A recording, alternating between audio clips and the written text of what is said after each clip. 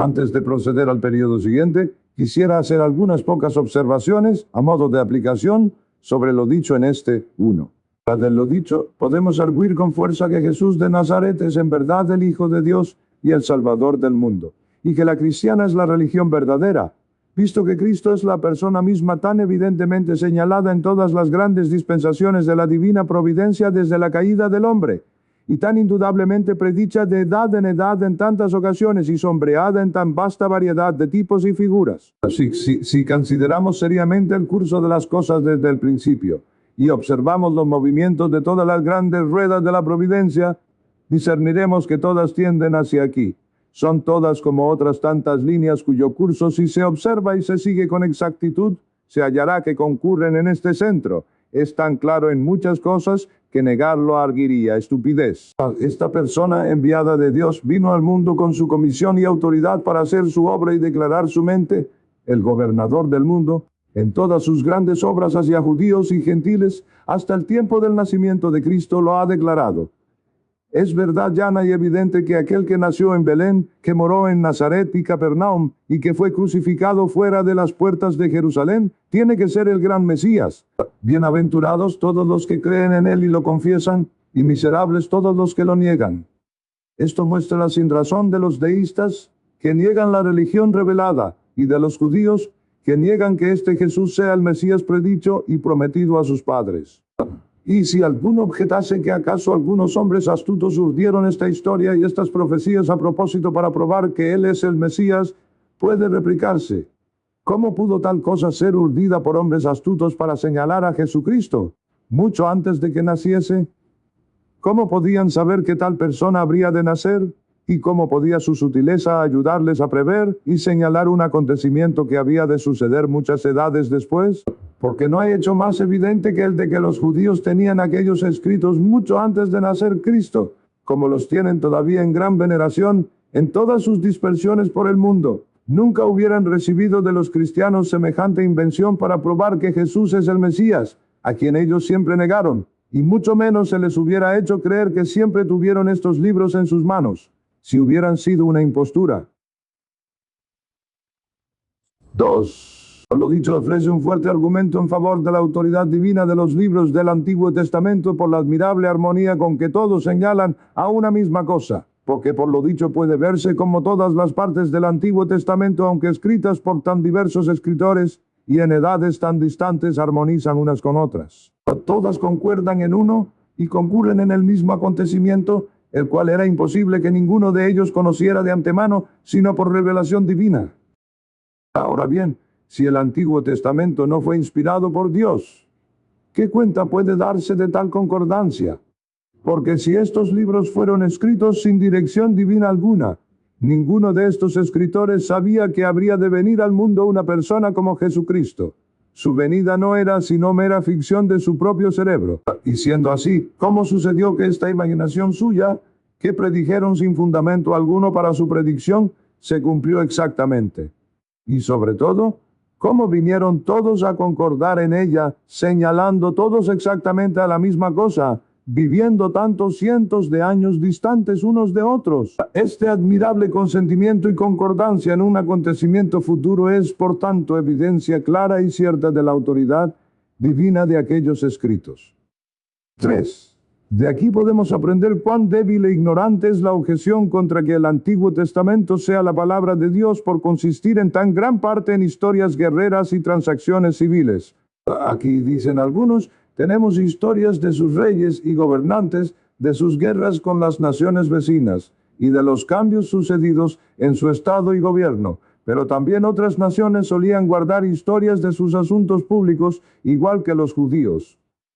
¿Por qué pues hemos de pensar que estas historias son la palabra de Dios más que las de otros pueblos? Lo dicho muestra la necedad y vanidad de tal objeción, porque por ello parece que el caso de estas historias es muy diferente del de todas las demás. Solo esta historia nos da cuenta del origen de todas las cosas, y solo ella deduce las cosas hasta nosotros, en una serie maravillosa, desde aquel origen, dando idea del gran designio de la divina providencia en su tender a su gran fin. Y junto con las doctrinas y profecías contenidas en él, El mismo libro da una vista de toda la serie de los grandes acontecimientos de la divina providencia, desde el origen hasta la consumación de todas las cosas, exhibiendo una excelente y gloriosa cuenta de los sabios y santos designios del Supremo Gobernador en todo. Ninguna historia común ha tenido tales escritores. Esta historia fue toda escrita por hombres que vinieron con señales y testimonios evidentes de ser profetas del Dios Altísimo, inmediatamente inspirados. Y aunque historias, conteniendo aquellos grandes acontecimientos de la providencia por los cuales aparece como Dios ha venido llevando adelante la gloriosa obra de la redención de edad en edad, no están menos llenas de instrucción divina y de las cosas que muestran a Cristo y su glorioso evangelio, que en las demás partes de las Santas Escrituras. Objetar contra la divinidad de un libro meramente por ser histórico es pobre fantasía, como si no pudiera ser palabra de Dios lo que da cuenta de lo pasado, o como si no fuera razonable suponer que Dios, en una revelación a la humanidad, nos diese relación a alguna de las dispensaciones de su propia providencia. Si así fuera, tendría que ser porque sus obras no son dignas de relatarse, o porque el designio de su gobierno y la serie de sus dispensaciones hacia su iglesia y el mundo que ha hecho no son dignos de que se conserve registro alguno de ellos. La objeción de que es cosa común que las naciones y reinos escriban historias y guarden registros de sus guerras y de las revoluciones de sus territorios, lejos de ser objeción de peso contra la parte histórica de la Escritura, como si no fuera la palabra de Dios, es un fuerte argumento en su favor.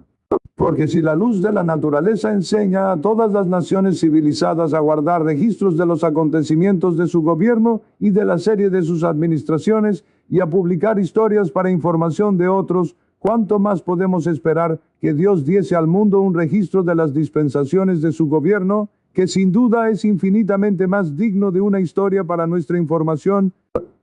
Si los reyes sabios han cuidado de que se escribiesen buenas historias de las naciones sobre las cuales han reinado, tendremos por increíble que Jesucristo cuidase de que su iglesia, que es su reino, su pueblo peculiar, tuviese en sus manos una historia cierta e infalible de su nación y de su gobierno sobre ella.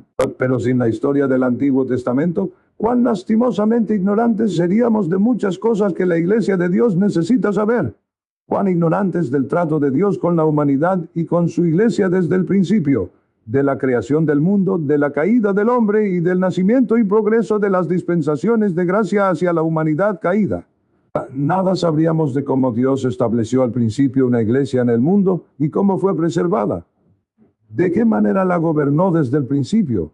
¿Cómo la luz del Evangelio comenzó a alborear en el mundo? ¿Cómo creció y cómo se iban preparando las cosas para la venida de Cristo? Si somos cristianos, pertenecemos a este gran edificio de Dios. Y sin la historia del Antiguo Testamento, nunca hubiéramos sabido cuál fue la primera ocasión en que Dios emprendió este edificio, cómo se puso su fundamento y cómo ha ido adelante desde el principio. Los tiempos de la historia del Antiguo Testamento son en su mayor parte tales que ninguna otra historia los comprende. Y por tanto, si Dios no hubiera preservado una cuenta de estas cosas en su palabra, careceríamos de ellas del todo. Los que objetan contra la autoridad de la historia del Antiguo Testamento, igual pueden objetar contra la cuenta que da Moisés de la creación. Porque en aquella tenemos la historia de una obra no menos importante, a saber, la obra de la redención. Más aún, esta es obra mucho mayor y más gloriosa. Si se pregunta cuál de las dos obras, la de la creación o la de la providencia, es la mayor, ha de responderse que la obra de la providencia. Pero la obra de la redención es la mayor de las obras de la providencia. Y consideren los que hacen esta objeción qué parte de la historia del Antiguo Testamento puede suprimirse sin hacer gran brecha en aquel hilo o serie de acontecimientos por el cual esta gloriosa obra ha sido llevada adelante. Esto me lleva a observar que por lo dicho podemos ver mucho de la sabiduría de Dios en la estructura de las escrituras del Antiguo Testamento. Demos brevemente una vista a sus diversas partes y a la necesidad que había de ellas. Era necesario, por ejemplo, que tuviésemos alguna cuenta de la creación del mundo, de nuestros primeros padres y su estado primitivo, de la caída del mundo antiguo y su degeneración, del diluvio universal y del origen de las naciones tras aquella destrucción de la humanidad. Parece necesario, además, que hubiese alguna cuenta de la sucesión de la iglesia de Dios desde el principio. Dios permitió que todo el mundo degenerase y tomó una sola nación por pueblo suyo para preservar el culto y la religión verdaderos hasta que viniese el Salvador del mundo. En ella el mundo fue gradualmente preparado para aquella gran luz y para las cosas maravillosas de que él había de ser autor. Eran así una nación típica para que en ella Dios sombrease y enseñase como bajo un velo todas las glorias futuras del Evangelio. Era, pues, necesario que tuviésemos alguna cuenta de esto. ¿Cómo se efectuó primero por el llamamiento de Abraham y por su esclavitud en Egipto? ¿Y cómo fueron traídos a Canaán? Era necesario que tuviésemos alguna cuenta de la revelación que Dios hizo de sí mismo a aquel pueblo en el dar su ley, en el señalamiento de su culto típico, en el cual está velado el Evangelio y de la formación de su estado civil y eclesiástico. Parece necesario que tuviésemos alguna cuenta de su entrada efectiva en Canaán, el país que les fue prometido y donde siempre moraron. Que tuviésemos una historia de las sucesiones de la iglesia de Israel y de aquellas providencias hacia ellos que fueron más considerables y más llenas de misterio evangélico. Que tuviésemos alguna cuenta de la gloria externa prometida de aquella nación bajo David y Salomón, y una cuenta muy particular de David, cuya historia está tan llena del evangelio y en quien comenzó la estirpe de sus reyes. Y que tuviésemos alguna cuenta de la edificación del templo, que también estaba llena de misterio evangélico. Y es de importancia que tengamos alguna cuenta de la separación de Israel de Judá y de la cautividad y total rechazo de las 10 tribus, y por tanto una breve historia de ellas hasta aquel tiempo, que tengamos una cuenta de la sucesión de los reyes de Judá y de la iglesia hasta su cautividad en Babilonia, de su regreso de la cautividad y restablecimiento en su propia tierra, con el origen del último estado de la iglesia antes de venir Cristo.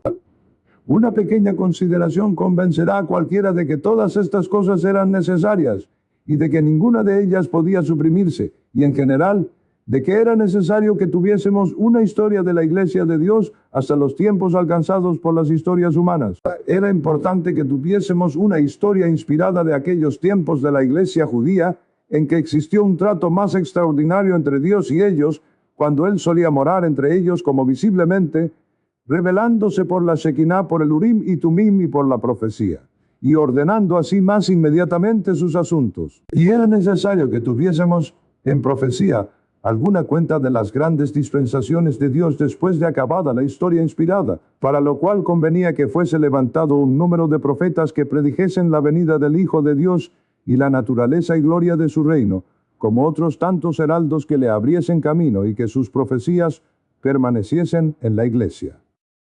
Era también deseable que la iglesia tuviese un libro de cánticos divinos dado por inspiración de Dios, en el cual hubiese una viva representación del verdadero espíritu de devoción, de la fe, la esperanza y el amor divino, del gozo, la resignación, la humildad, la obediencia, el arrepentimiento y demás, como en los Salmos. También que tuviésemos de Dios libros de instrucción moral como los Proverbios y el Eclesiastés, relativos a los asuntos y estado de la humanidad y a los cuidados de la vida humana, conteniendo reglas de verdadera sabiduría y prudencia para nuestra conducta en toda circunstancia, y que tuviésemos en particular un cántico sobre el gran amor entre Cristo y su esposa la Iglesia, acomodado a la disposición y santos afectos de un alma verdaderamente cristiana hacia Cristo, y representando su gracia y maravilloso amor a su pueblo, y su deleite en él, como en el Cantar de Salomón.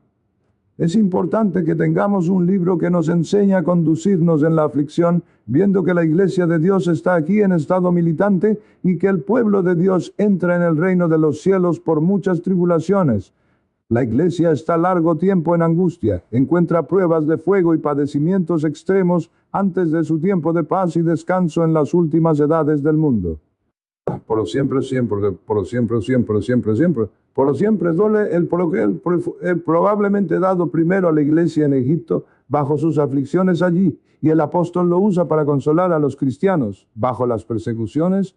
Santiago 5:11, he aquí tenemos por bienaventurados a los que sufren. Habéis oído la paciencia de Job y habéis visto el fin del Señor, que el Señor es muy misericordioso y piadoso. Plugo también a Dios en este libro de Job dar alguna vista de la antigua teología anterior al dar de la ley. Así, Aún de este breve repaso, pienso que aparece que cada parte de las escrituras del Antiguo Testamento es muy útil y necesaria, y que ninguna parte de ellas puede suprimirse sin pérdida para la Iglesia. Y por tanto la sabiduría de Dios resplandece en haber ordenado que las escrituras del Antiguo Testamento consistiesen en los libros mismos en que consisten. Antes de dejar este punto, añadiría que es muy observable que la historia del Antiguo Testamento es extensa y particular allí donde la gran obra de la redención lo requería. Esto es donde más se hizo hacia esta obra, más para tipificar a Cristo y preparar su camino. Así es muy particular en la historia de Abraham y los demás patriarcas, pero muy breve en la cuenta del tiempo que los hijos de Israel pasaron en Egipto. Es extensa en la cuenta de la redención de Egipto y del primer arreglo de los asuntos de la iglesia y nación judías en tiempo de Moisés y Josué, pero mucho más breve en los tiempos de los jueces. Así también es extensa y particular en los tiempos de David y Salomón, y luego muy breve en la historia de los reinados siguientes. De este modo las cuentas son extensas o breves, según haya más o menos de la obra de la redención que ver en ellas. Por lo dicho podemos ver que Cristo y su redención son el gran tema de toda la Biblia. En cuanto al Nuevo Testamento la cosa es llana, y por lo dicho, aparece que así es también respecto del Antiguo. Cristo y su redención son el gran tema de las profecías, como también de los cánticos del Antiguo Testamento, según se ha mostrado, y las reglas y preceptos morales se dan todos en subordinación a Él. Cristo y su redención son también el gran tema de la historia del Antiguo Testamento desde el principio y a todo lo largo. Y aún la historia de la creación se da como introducción a la historia de la redención que inmediatamente la sigue. El libro entero, Antiguo y Nuevo Testamento, está lleno del Evangelio, solo con esta diferencia, que el Antiguo Testamento contiene el Evangelio bajo un velo, pero el Nuevo lo contiene desvelado, de modo que podamos ver la gloria del Señor a cara descubierta. 6.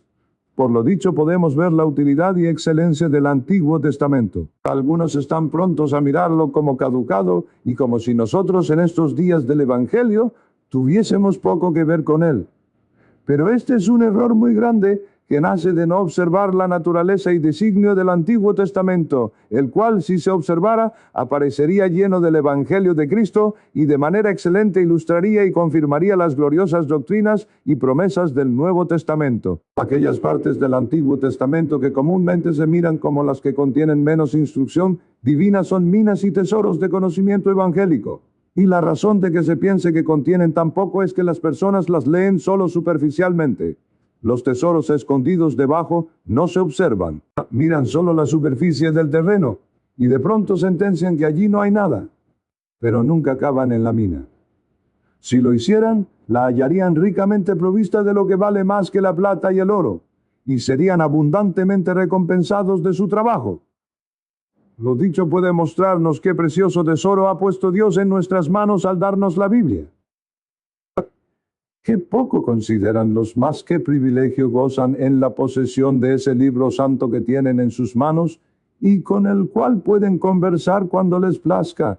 ¿Qué libro tan excelente es este? Y cuánto excede a todos los escritos humanos, nos revela a Dios y nos da una vista del gran designio y glorioso plan de la providencia desde el principio del mundo, ya en historia, ya en profecía. Nos revela el gran Redentor, su gloriosa redención, y los diversos pasos por los cuales Dios la cumple desde el cimiento hasta la piedra del remate.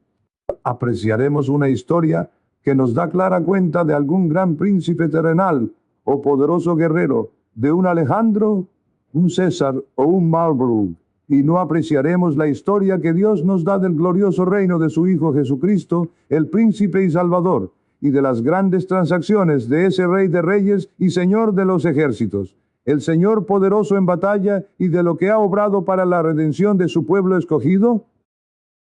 7. Lo dicho puede hacernos sensibles de cuánta culpa tienen los más por su manera desatenta e inobservante de leer las Escrituras. ¿Cuánto contienen las Escrituras si tan solo se observara? La Biblia es el libro más comprensivo del mundo, pero ¿de qué nos servirá si lo leemos sin observar cuál es el designio del Espíritu Santo en él? El salmista en el 18 ruega a Dios que alumbre sus ojos para contemplar las maravillas de tu ley. Las Escrituras están llenas de cosas maravillosas. Aquellas historias que demasiado comúnmente se leen como si fuesen solo asuntos privados de personas particulares, como las de Abraham, Isaac, Jacob y José, de Ruth, Josué, los jueces David y los príncipes israelitas, son cuentas de cosas vastamente mayores y de mucho más extenso interés. Las historias de la Escritura se leen demasiado comúnmente, como si hubieran sido escritas solo para entretener la fantasía de los hombres, y las cosas infinitamente grandes contenidas en ellas se pasan por alto sin nota. Cualesquiera tesoros que las Escrituras contengan de nada nos aprovecharán si no los observamos. Quien tiene una Biblia y no observa lo que contiene es como el hombre que tiene un cofre de plata y oro y no lo sabe. Nunca sacará provecho de su tesoro, y lo mismo le daría no tenerlo. Quien tiene abundancia del alimento más escogido almacenado en su casa y no lo sabe, nunca gustará lo que tiene, y estará tan expuesto a morir de hambre como si su casa estuviera vacía. 8. Lo dicho puede mostrarnos cuán grande persona es Jesucristo y cuán grande es su misión en el mundo, visto que tanto se hizo para preparar el camino de su venida. Dios estuvo preparándole el camino por todas las edades del mundo desde el mismo principio. Si tuviéramos noticia de que un forastero está por llegar a un país y observáramos que se hace gran preparación para él, que se hacen alteraciones en el estado del país entero, que se emplean muchas manos, que personas de gran nota se ocupan en la preparación y que todos los asuntos e intereses del país se ordenan de modo que sirvan al designio de agasajarlo, sería natural que pensáramos, este es alguna persona extraordinaria y muy grande el negocio a que viene.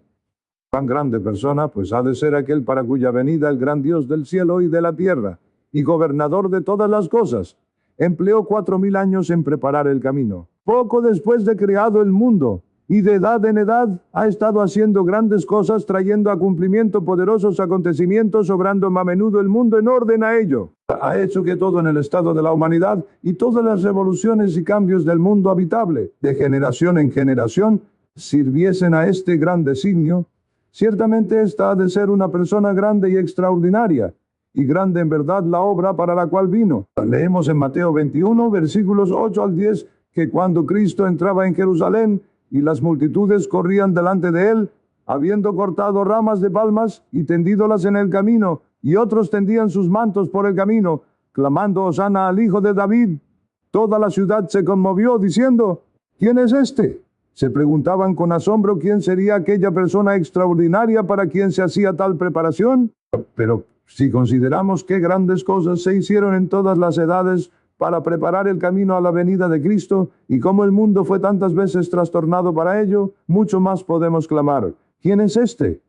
¿Qué gran persona es esta? Y decir, como en el Salmo 24, ¿quién es este Rey de Gloria para que Dios le muestre tal respeto y le confiera tal honor? Ciertamente Él es honorable a los ojos de Dios y grandemente amado, y ciertamente es grande la misión con que es enviado. Período segundo. De la encarnación de Cristo a su resurrección, habiendo mostrado cómo la obra de la redención fue llevada adelante durante el primer período, desde la caída del hombre hasta la encarnación de Cristo, vengo ahora al segundo período, el tiempo de la humillación de Cristo, o el espacio desde su encarnación hasta su resurrección, y este es el período más notable de todos los tiempos. Aunque no fue sino de entre 30 y 40 años, más se hizo en él que cuanto se había hecho desde el principio del mundo hasta entonces. Hemos observado que todos los acontecimientos desde la caída hasta la encarnación de Cristo fueron solamente preparatorios de lo que ahora se hizo. Y puede también observarse que lo hecho antes del principio del tiempo, en los consejos eternos entre las personas de la bendita Trinidad, respectaba principalmente a este periodo. Procedemos pues a considerar la segunda proposición, a saber, que durante el tiempo de la humillación de Cristo, desde su encarnación hasta su resurrección, se hizo la compra de la redención. Aunque muchas cosas se habían hecho en la obra de la redención, aunque millones de sacrificios se habían ofrecido, nada se hizo para comprar la redención antes de la encarnación de Cristo. Ninguna parte de la compra se hizo, ninguna parte del precio se ofreció hasta entonces, pero tan pronto como Cristo se encarnó, comenzó la compra. Y todo el tiempo de la humillación de Cristo hasta la mañana en que resucitó de los muertos fue empleado en esta compra. Entonces la compra quedó entera y completamente acabada. Así como nada se hizo antes de la encarnación de Cristo, así nada se hizo después de su resurrección para comprar la redención de los hombres, ni jamás se hará nada más por toda la eternidad. En aquel mismo momento en que la naturaleza humana de Cristo dejó de permanecer bajo el poder de la muerte, quedó pagado hasta el último cuadrante del precio de la salvación por cada uno de los redimidos.